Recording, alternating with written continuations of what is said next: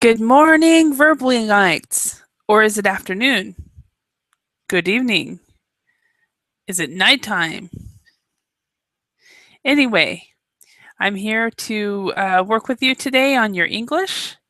My name is Holly, and the topic for today is mixed signals for outsourcing. It's pretty much a business English topic. We will talk about outsourcing and what that how that influences your company and your job, and then we will read through an article and practice pretty much reading, pronunciation, vocabulary, and it should be fun. We'll of course start out with talking and end up with talking. Anyway, it's going to be fun. I hope everybody can come and enjoy the time with us. So looking forward to working with you all. Again, my name is Holly, and I am a native English teacher from Idaho. And to learn more about me, you can check out my URL, my Verbling URL, and follow me, and you can see my video introduction and read my profile. So looking forward to working with everyone who comes. I can be found on Facebook under Verbling Teacher Holly. Have not posted much on Facebook yet, but I plan to in the near future. So the plan today is to work through a worksheet on outsourcing and to speak and practice and get feedback and so forth.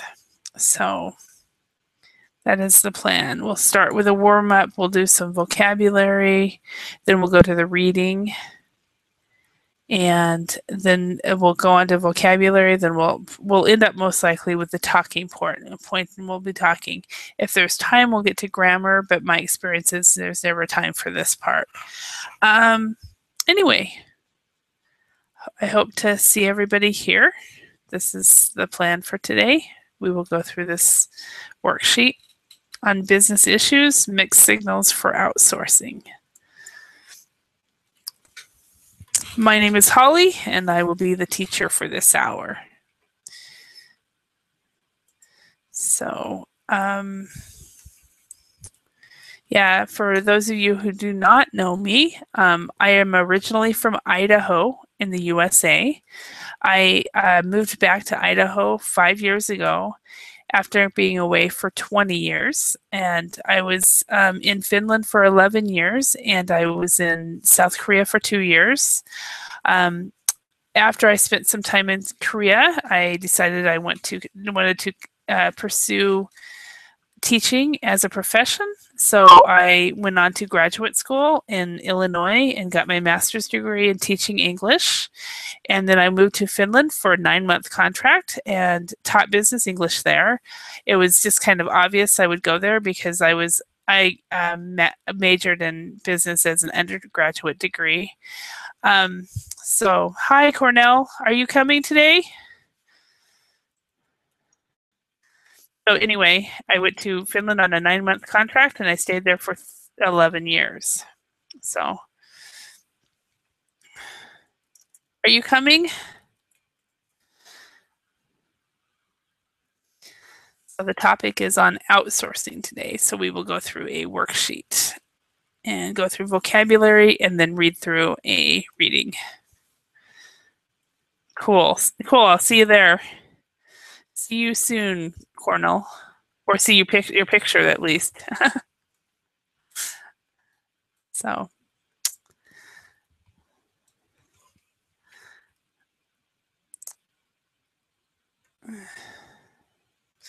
here's the worksheet again that we'll be working through. Mixed signals for outsourcing. what is outsourcing? We'll go through some vocabulary. We'll do a reading, and we'll practice pronunciation while we do the reading, and also look at vocabulary words to make sure we know everything. And then we'll go to look again at vocabulary, and then we'll do a discussion activity. And if there's time, we'll work on present perfect and past perfect. That is the plan for today. My experience is we never get further than the article, just because there's so much involved. So, yay. This is my little dog Alpo. He was born and raised. Oh, he was born in Hungary, and then I got him in Finland. And he moved to Finland when he was about 8 weeks old, and then he moved in with me when he was almost 3, and then when he was 6 years old, he moved with me to the States, and he is now 11, so he's now a senior dog. He's a grandpa, he's a father, and he has offspring pretty much all over the world now, in Europe and here in the U.S., and I think 5 or 6 different states here in the U.S. and so forth. Oh, why not?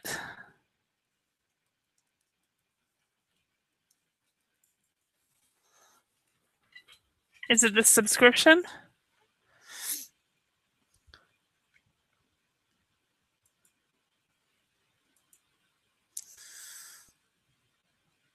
So anyway, that's a little bit about my dog.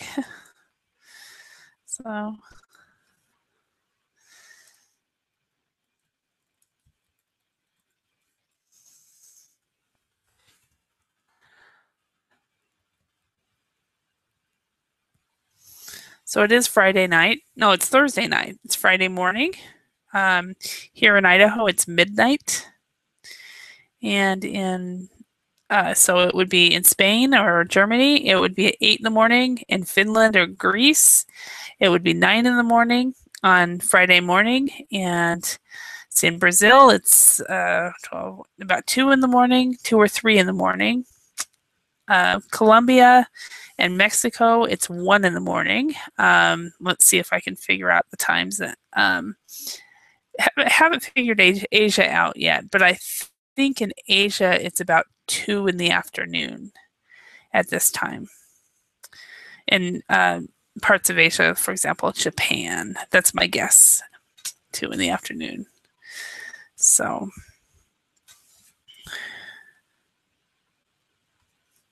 I'm sorry, Cornell.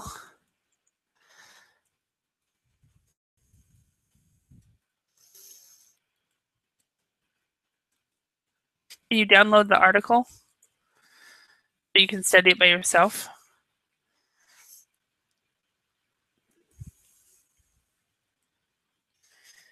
If not, I'll send it to you.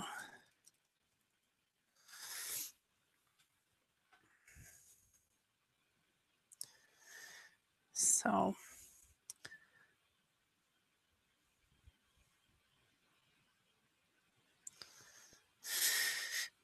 anyway, I'm just waiting for somebody to come and we'll start the lesson.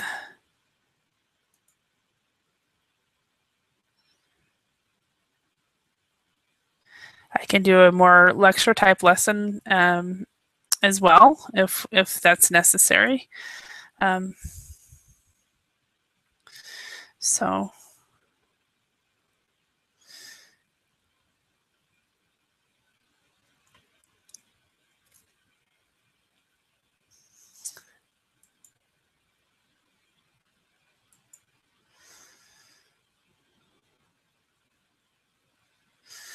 anyway,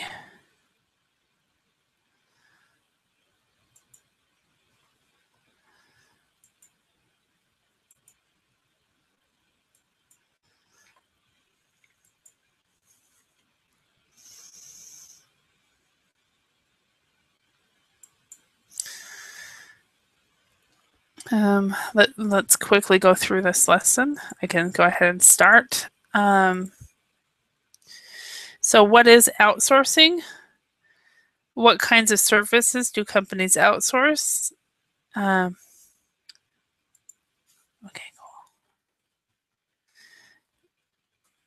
cool. Maybe Cornell, we can have the class through chat. So I'm just going to go ahead and start with no students at all and so forth, and maybe somebody will be able to come in. So so what is outsourcing? What kinds of services do companies outsource? And which regions of the world are well known for providing outsourcing services for companies in the West? So what is outsourcing? That is moving production from one country to another. Best example is India and the Philippines have a lot of call centers from other countries. Hi, student Ilias. And so what kinds of services do companies outsource? Many times it's telemarketing, customer service. So that is what people are outsourcing. Sometimes it's factory work. Many times I guess it would be factory work as well.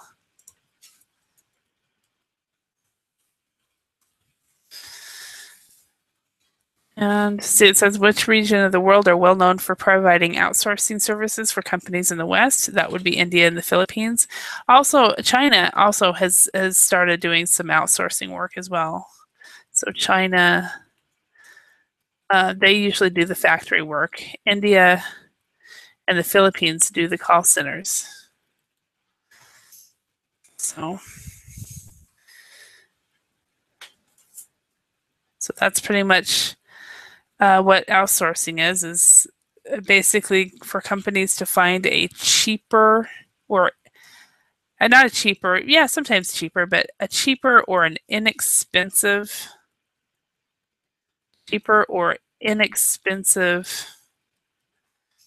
resource.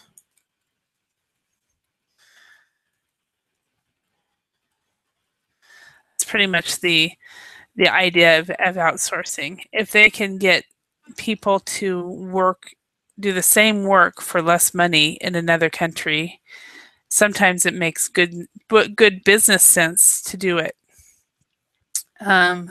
So if you're paying a Finnish engineer 60,000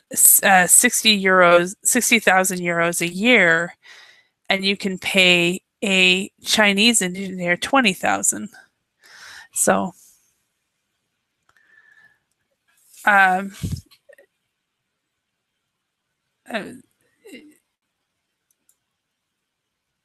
okay. Haiti, you're not able to come in either.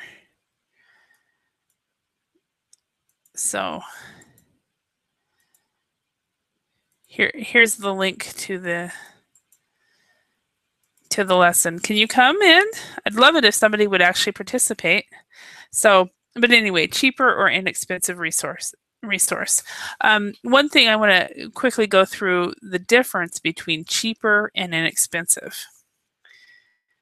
Cheap and inexpensive.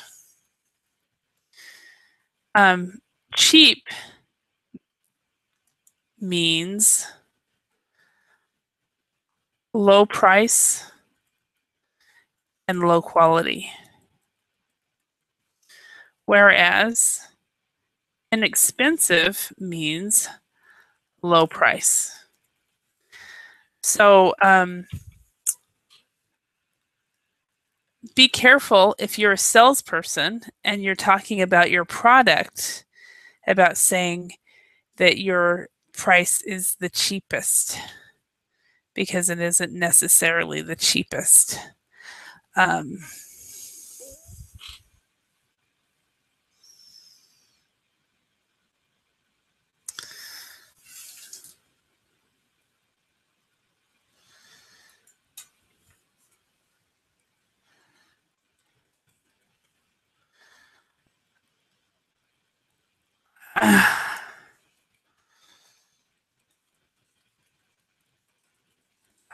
Count. Count. Okay. Okay. Let me log out and log in and log in again and see if that will fix it. Because I want you to join. I can't. I've been told not. I've been told not to paste the link. I don't even know how to get it. So let me.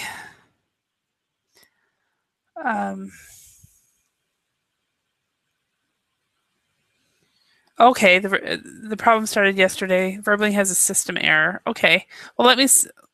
Okay. Okay, here.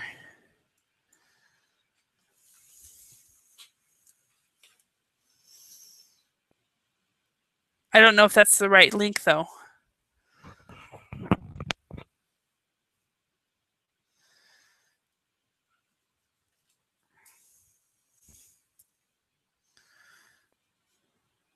Hi, Heidi. Heidi. Okay, thank you very much. Oh, you're welcome. Yeah, my only is I did that last week, and somebody sent me a message, an email telling me not to do that, because then people who are not subscription payers can come in.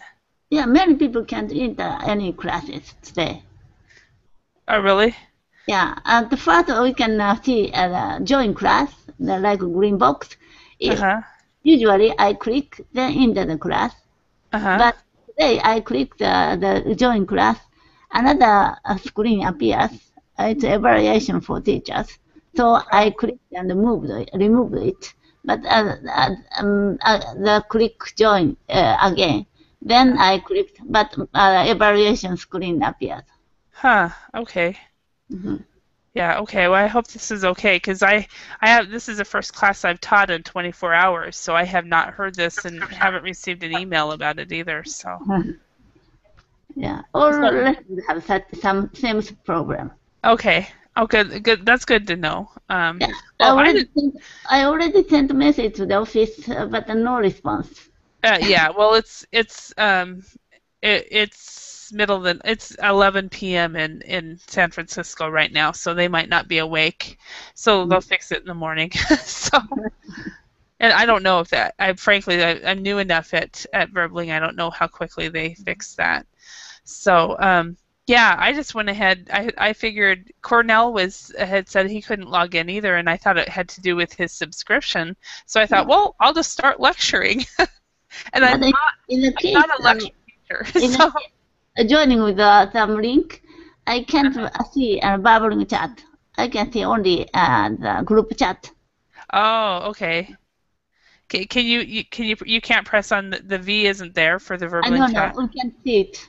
Because okay. we enter of another with another way.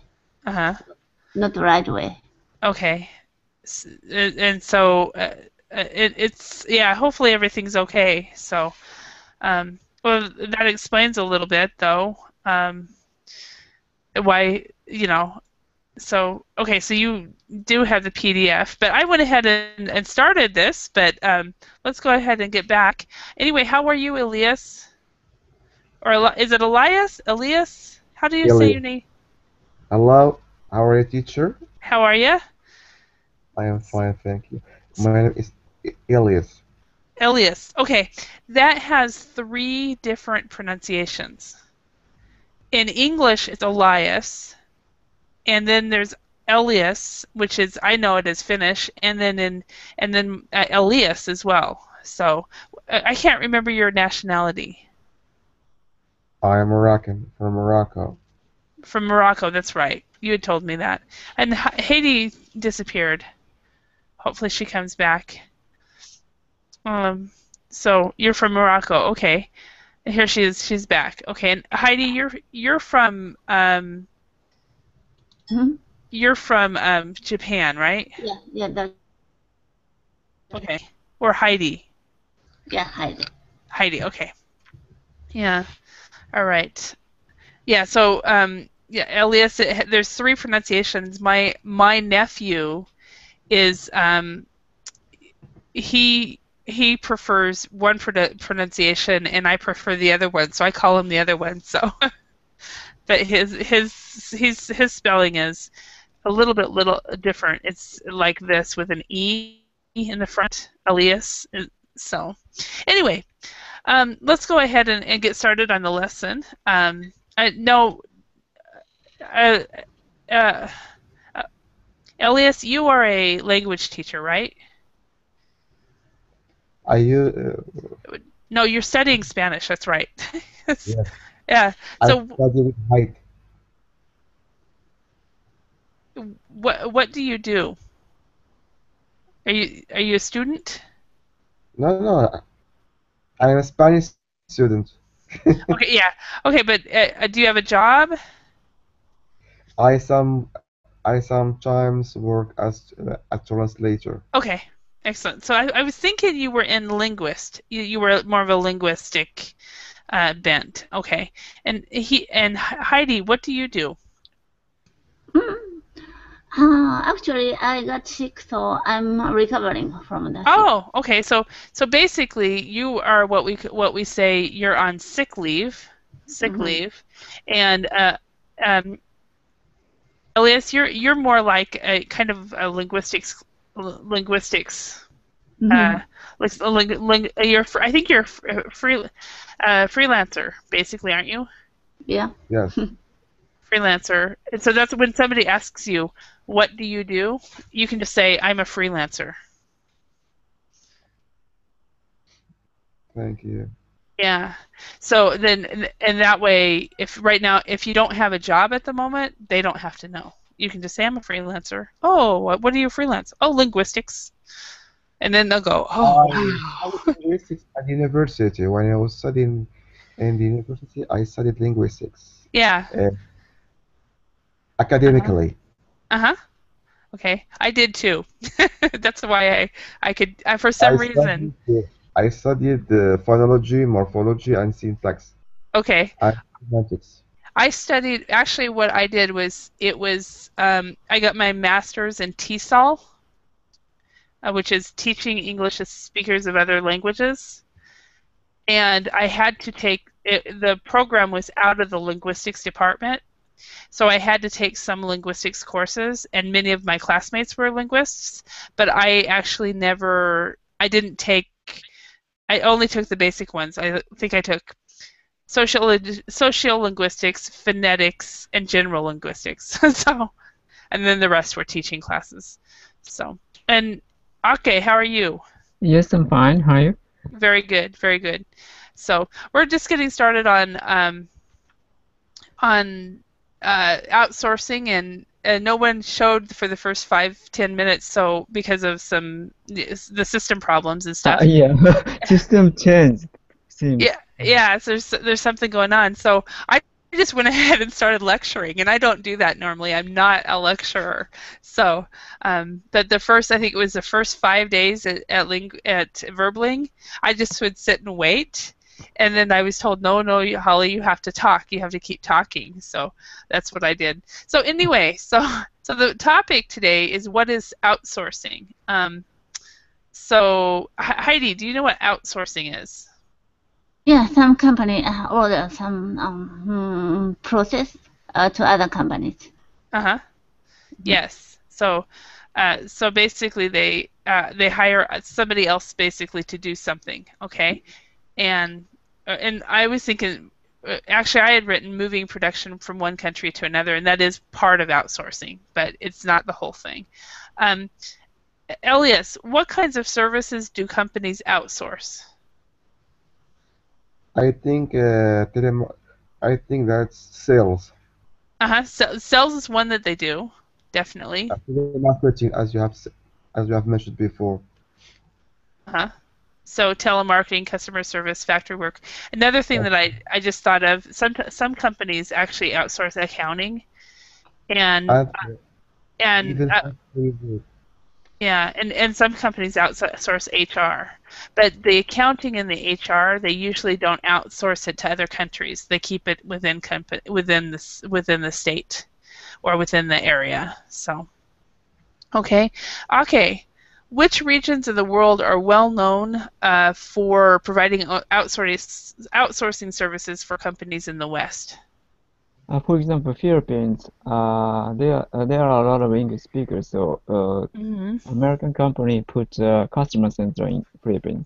Or India could be, yeah. Yeah, India and the Philippines, they have a lot of call centers. Also, the other one that I'm familiar with is China. For mostly a lot of factory work. I had a client company in Finland that they did plastics for mobile phones, and the employees went to work one day and found out that in 30 days or 60 days their company would be moving to China, and they would be more than welcome to move to China if they wanted to, but that's where their company was moving to. Yeah, even my husband company is producing some medical chemical product, so outsourcing China. In China, yeah.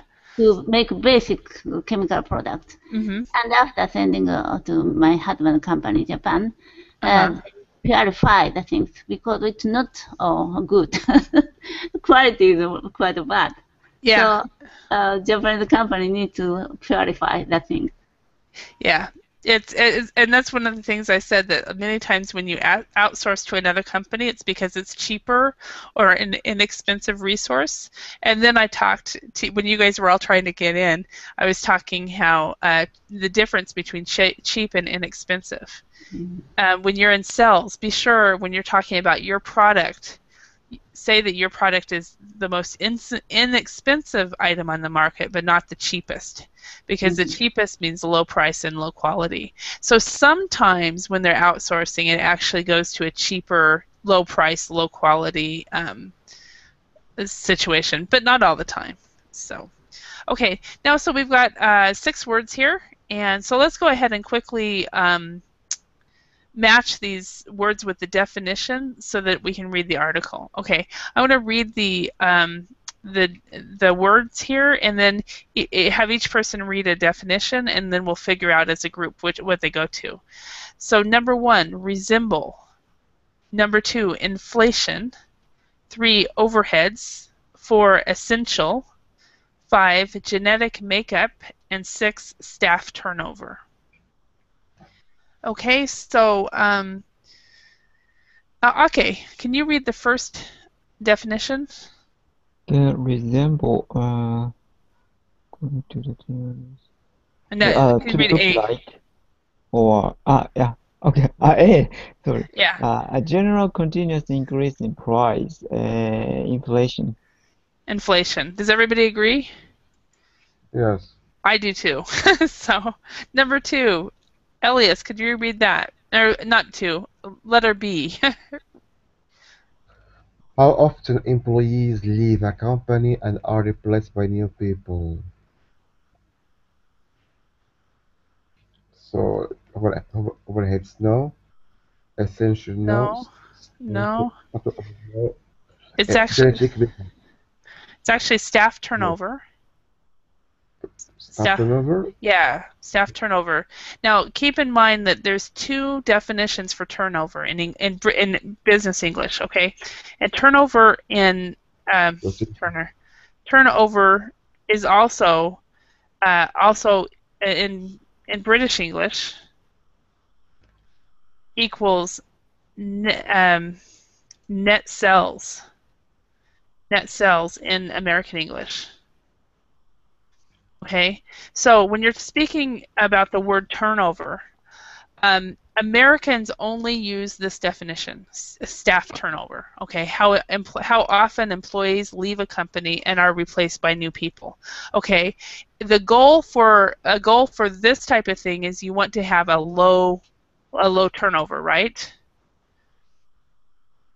Right, because you do not want to keep training new people. You want your people to stay, right? Do you understand? Teacher, but I think that turnover is the rotation of no. No, it's just how many people quit and are hired again. Quit and are hired, not hired back, but how many people you keep coming into the job. So it's like a rotation. If you have a company with a high turnover, if you have a company with a staff turnover, that means no one wants to work there because it's not a good company. Okay? That's why you do not want it. You want to have a low turnover. However, in this definition, net sales, the goal is to have a high turnover because this has to do with sales of products. So make sure that when you use the word turnover, that you also use the word staff. Staff turnover always talks about how many people quit and are hired, quit and are hired, quit and are hired. To my knowledge, turnover also means the capital of the company. How much? Yes, that's what this is right here. Net sales. So how much the company is making. So what I'm saying is this word turnover can be confusing for even between British and American English. Does that make sense? Yes. Yeah.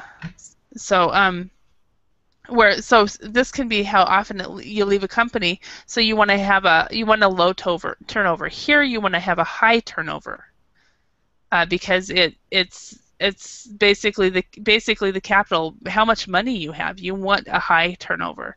Another definition of turnover is a pastry item. Turnover. To eat. Okay, so we have 3 definitions in English of the word turnover. Making pancake. Yeah, and turnover.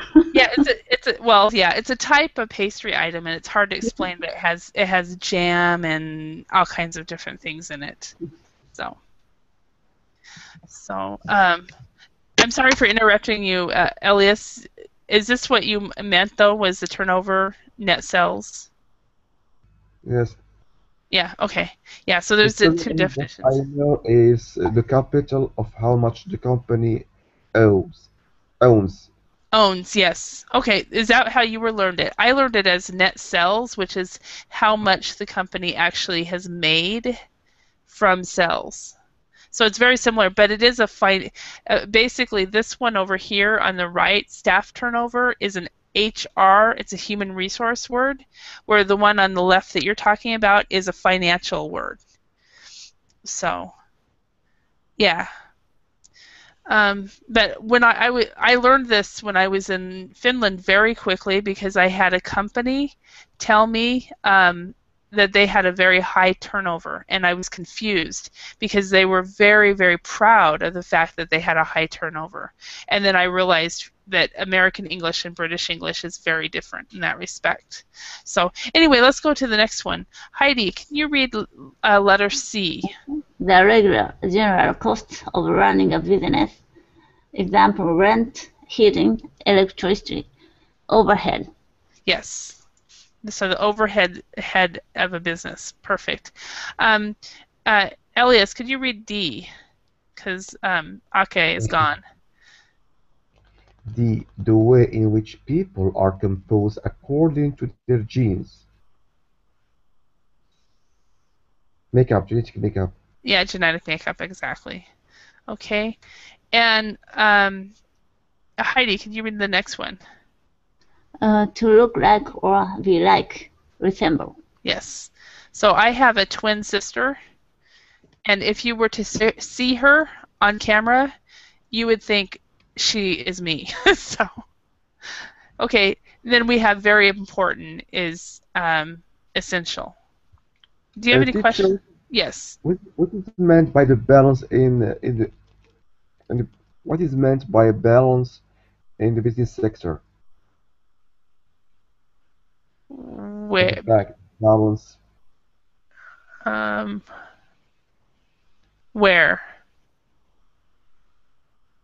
It's another question out of topic. Oh, off topic. I thought it was here somewhere. Balance in the business sector. Yes. I'd have to read it in context to be able to tell you completely, but off the top of my head, without knowing the context, usually the balance in the business sector is basically where your ins and outs are pretty much equal. That's from the top of my head, but I would have to see the actual see it in context to actually know exactly, because it's a very broad topic there. So, but usually the ins and outs. Do you know what I mean by that? I'll write it in. Ins and outs are equal. So that basically, or a profit and loss are equal. So that's a balance. So but I'm not sure exactly what it would be unless I saw it in context. So thank you for asking, though. Does that help a little? Yes, thank you. Okay, good. Okay, all right. Let's go through. We're gonna go ahead and read through an article. I'm going to read through these questions first, and we will be looking for the answers to these questions as we read this. Number one, what is the main reason why some companies want to close down their outsourcing operations in India? Welcome back, Ake. What is reverse outsourcing? Number two. Number three, what is the cause of the rising strength of India's currency? Number four, how do Mindtree Consulting intend to reduce their costs? Number five, why is the Indian outsourcing industry still growing despite wage increases? Number six, in which sector is there a sharp growth in wages? Number seven, in which sector are Indian wages much lower than in the West? Number eight, which human resources problem do Indian call center operations have to deal with? Number nine, what outside threat is the Indian outsourcing industry facing? And number 10, what characteristic of Indian people gives the Indian outsourcing industry a competitive advantage, according to the chief executive of Mindtree's IT services? So, first of all, I just read through these questions. Are there any words here that you are not familiar with? Sharp growth. Okay, it's in number what? Sharp. 6. A sharp growth. Okay, basically, see, I don't have a pen here. Basically, do you see my mouse? Yes. Okay, it's growing, it's growing, it's growing, and then it grows. So it basically, look, I'm going to get off. I'm going to get a camera and show you. Basically, it's starting. You're doing some growth right here, and it's going up on the chart. Then all of a sudden it goes up like that. So something that a growth that's really sharp just completely goes up, and it's a good thing in some respects. Skyrocket. Skyrocket is another way to say that. Yeah. So the growth has skyrocketed. It's just gone up very quickly. So, any other words?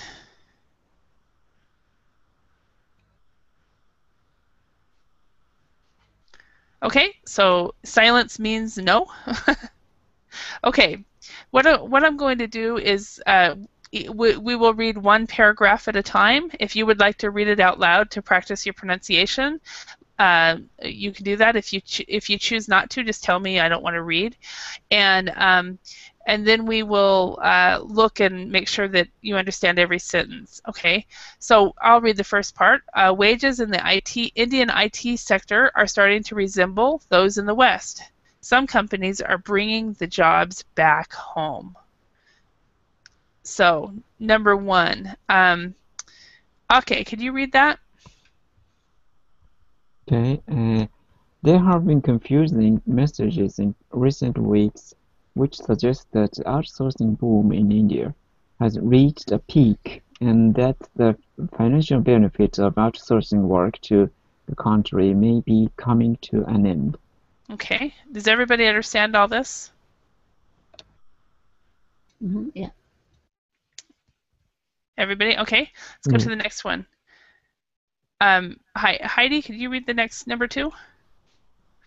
The search engine company like .com recently announced it was closing its Indian engineering site and transferring the jobs back to the US because wages in Bangalore had simply become too high. The company's chief executive, Mr.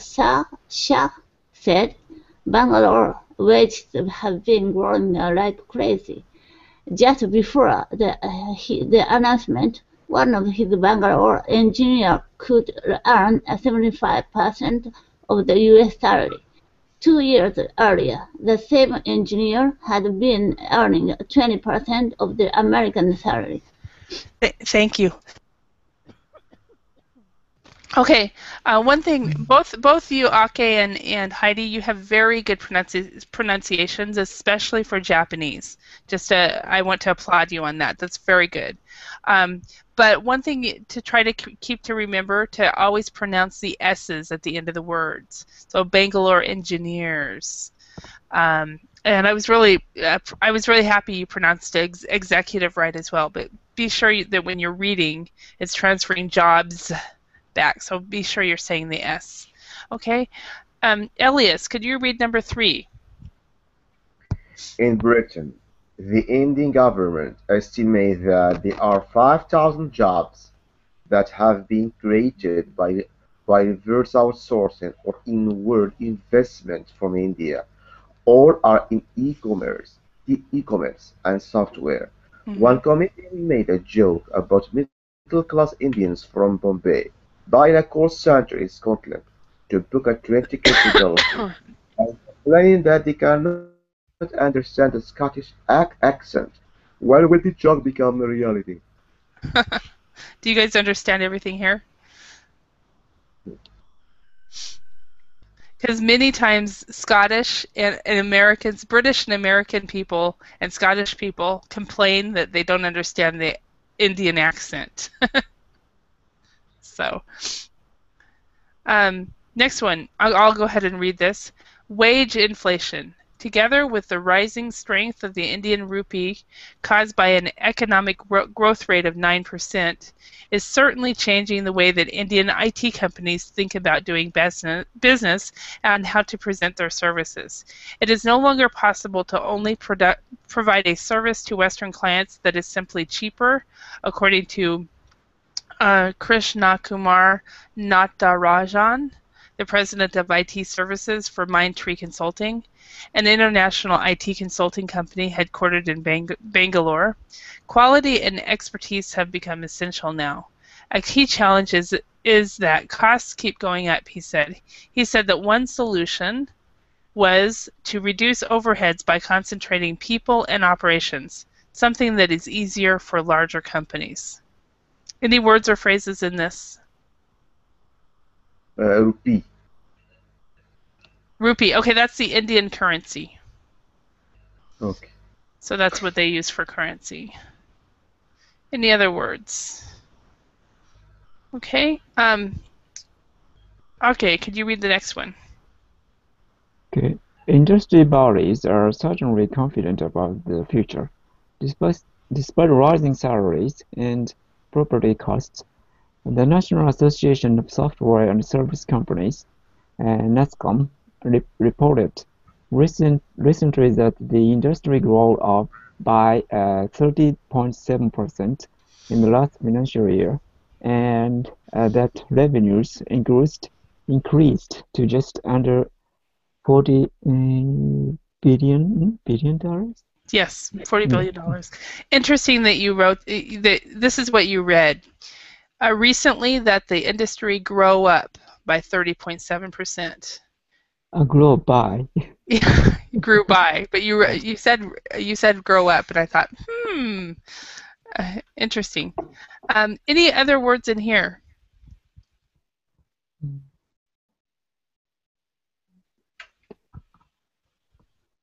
Okay, let's go on. What is industry body? Industry body. Usually, see where industry bodies are certainly confident about the future. That's usually every different. For example, let's use the cell phone industry. Nokia, Microsoft. Is Microsoft in cell phone now? No, they kind of are. Nokia, Microsoft, and then Samsung, Sony. Um, what are the other ones? Motorola. A lot of the different cell phone companies. Many of those in that cell phone industry may have an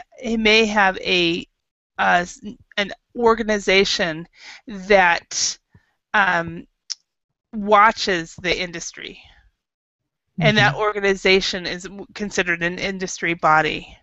So it might be for example, car industry. The car industry will have, of course, unions and other organizations that watch and make sure that everything is actually good in the industry. So and they also lobby governments and things like that. So okay. So all right, let's go to the next one. Is it Heidi? Yeah. So how is the industry managing this? Partly it is a result of remaining price competitive. Despite the headlines and the talk of rising salaries, wages here remain considerably lower, especially for entry-level employees than in the US. In India, starting salaries in the IT industry begin at about $10,000, about one-sixth of the equivalent salary in the US. Yes. Okay, so Indians will make $10,000 a year, where Americans will make $60,000 a year. Very different.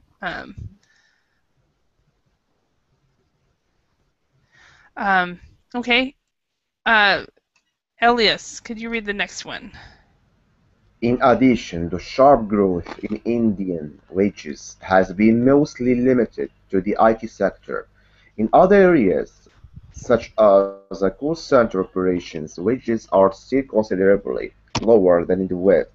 One challenge that companies are having to deal with these areas, however, is the high staff turnover, and another threat India faces is from international competition, mainly from its neighbor and strategic and economic rival, China, but also from new outsourcing centers such as Russia and Dubai, and even Egypt. Wow, I didn't realize Russia, Dubai, and Egypt had jumped on the bandwagon. I knew that the Philippines, China, and India were in it, so. And I had forgotten, even though I've read this article before. So, okay, next one. Mr. Natarajan and others remain confident that India will be able to deal with some challenges. He even said that there may be something in the genetic makeup of his country's citizens that gives them an advantage over their rivals. Indians tend to be very good at serving people. We are service-oriented, he said. Do you agree with that? It depends on Yeah, it depends on what? It depends on people, personality, and on people and on the culture. For example, in the Arab and Muslim countries, Muslims they are too good at serving people. Yeah, because I read that and I'm like, Americans are good at serving people too. So wherever you go, people serve people help each other. Yeah. So I think it depends on the personality and not the genetic makeup. What do you think, Heidi? Yes. Okay. So we're disagreeing with that as non-Indians. Yeah. One of my best friends is a CEO in a company in Bangalore.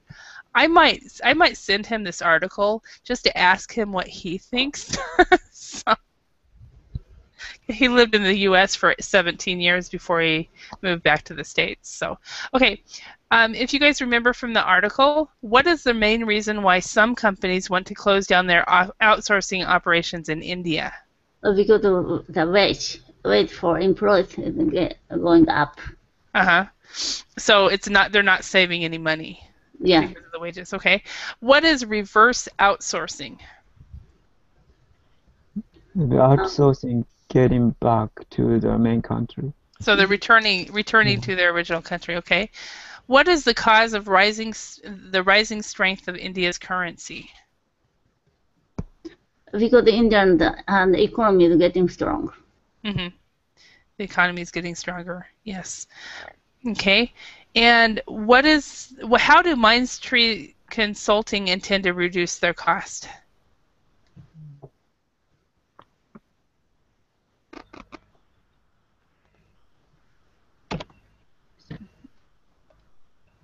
Because many companies leaving the Indian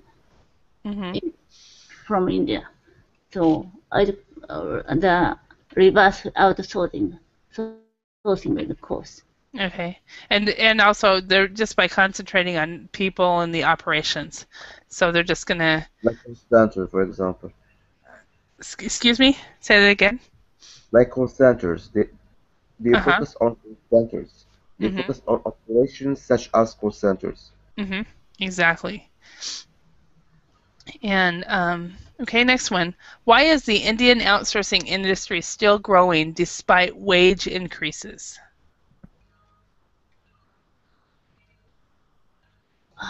Maybe the employed the technology or technique or it's getting better. They learn a lot of things from outsourcing. That could be one reason. But that's it's basically number one. It's about the bottom line. Does anybody know what I mean by that? It's about maybe the kind of employer who are fast at first, maybe their salary no, low. It's about the bottom line. What do I mean when I say that? You mean poverty? Huh? You mean poverty? The bottom line? Bottom line? The bottom line, it means money. The way, so sometimes if you're talking to somebody and somebody says, just tell me the bottom line, all they want to know is how much will this cost me? And so the reason the Indian outsourcing industry is still growing is because the wages are still lower than in Western countries. Yeah, that's what I said. Did you say that? Yeah. I'm sorry. I didn't hear it the right way. First time who employed, right after that, their salary is still low, maybe 20% of American employees. After that, they rise 75%. Teacher, please, could you explain more about the bottom line? Yeah, it's about the money. So. What is poverty? No, it has nothing to do with poverty. It's say, for example, when companies make decisions, when they choose whether to outsource or to keep the production in country, they look at the money. Which place will they make more money? So the bottom line always refers to money. Yep. There is no other explication. Let's see if there's any other, if I can think of. I mean, bottom can be poverty, but bottom line is about the money at the basically when you look at a spreadsheet. Do you know the word spreadsheet? Spreadsheet. Spreadsheet. No. Okay, a spreadsheet is it's basically the figures. It's basically the figures that a company makes. The very bottom line of that spreadsheet is the profit that the company has made. So companies, when companies make decisions, they will always consider and think of the bottom line.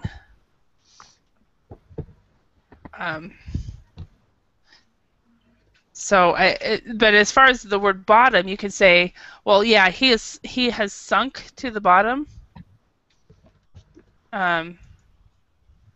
maybe he is sinking to the bottom. To sink to the bottom might be poverty. But bottom line is always has to do with money. Let me see if I can bear with me a moment. Does that make sense, Elias? The spreadsheet means to calculate. The spreadsheet. Let me show you. See if I can find. Like a table, like a. Yeah. Let me show you. This is Google Images right here. Okay, so these are the Office spreadsheets, right? This is just basically a spreadsheet. At the end of the year, the company will have their report their numbers to their shareholders, and the very bottom line, very bottom, is what they made. So this is a spreadsheet. Is the result of the year. Yeah, exactly. It's the results of whatever it is that they did. So. No, I understand you. Bottom line means below the result below. No, I understand you. It means the conclusion, result. The bottom line is the results. The results, and so when a company makes decisions, they always consider the bottom line. Is this going to make more money or make less, or cost us money? So, all right. Let's look at the next one. In which sector is there a sharp growth in wages? IT industry, probably. IT, exactly. In which sector are Indian wages much lower than in the West? Much lower. Call centers. Yeah, call centers.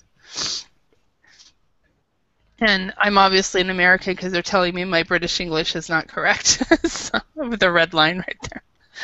Okay, next one. Which human resources problem do Indian call center operations have to deal with? The accent, communication. No. The accent, pronunciation.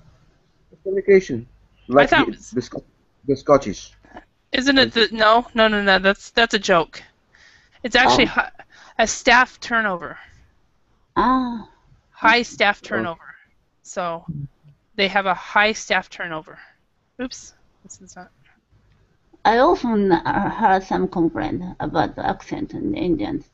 Yes. So many companies moving in the Philippines. Philippines, the accent is better than Indian. I personally don't think so, but I find the Filipino accent just as difficult as the Indian. Of course, I think the most difficult accent I've ever heard is Nigerian. The Nigerian accent is the hardest accent to understand. So, what? So you mean that the employee recruit and they off workers? Yeah, it means as far as the high staff turnover. It means there is the manpower. It means that they're people. They hire somebody, they train them. Okay, so usually the first you hire somebody, right? You hire, then the next thing you do is you train them. Hire and then train, right? And then they start working. Okay, and then they quit. So they have to hire somebody else. They have to train them, and then they start working maybe, and then they quit. It's actually a problem here in the States as well. The state that I live in, Idaho, has the highest number of call centers in the U.S. because we have low wages, and they have a very difficult problem with turnover. People will go to a call center, they will take training. They will take training, then they will quit. They'll go to another call center, go through training, then they will quit. because the training is 4, 5, 6 weeks, and they pay for it. And so they could, in Idaho, they could go through 9 months, about 9 months of work just by going through training in call centers. Do you know why? Because the supply is much higher than the demand. The what is much higher? The supply and the demand. It's true. It's true. And it is a problem. But I hope you guys learned something today. I'm sorry we got started late, but I do hope you guys learned some new words and phrases and so forth. I'm going to the next class. The next class is on informal emails, and so that's what we'll be going through in my next class. Hope to see you later. Thank you very much. Thank you very much. Thanks. Bye.